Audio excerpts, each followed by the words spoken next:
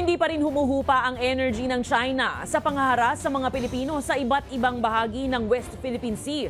Sa hiwalay ng mga insidente, ginitgit ng China ang bangka ng scientist ng Pilipinas at kamakailan ay hinarang naman ang medical evacuation boat na maglilikas sa isang sundalong Pinoy na may sakit. Narito ang ating balitang A to Z.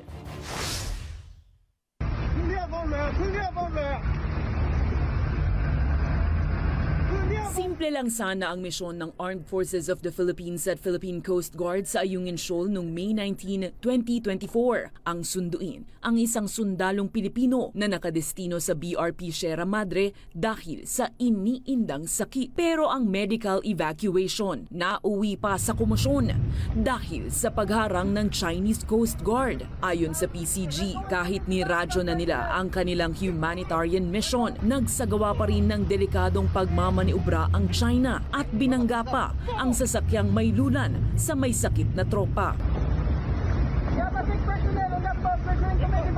Tinawag ng PCG bilang barbaric at hindi makatao ang pag-uugaling ito ng China. Mabuti na lang ay naungusan pa rin ng Philippine Navy at PCG ang China at matagumpay na nadala sa ospital ang pasyenteng AFP personnel. Sa hiwalay na insidente naman sa Escoda o Sabina Shoal. China Coast Guard, this is Philippine Coast Guard. We are conducting maritime scientific research. Please do not interfere for our safety.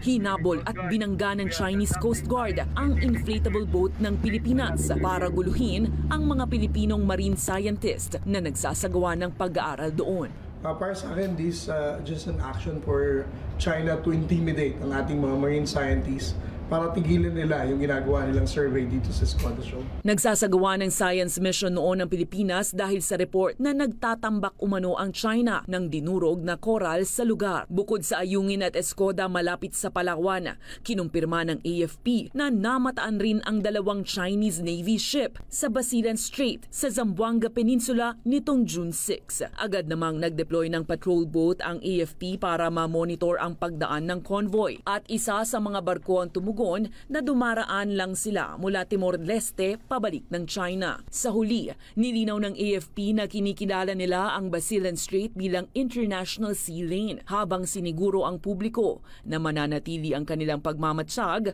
para sa seguridad ng maritime zones ng Pilipinas.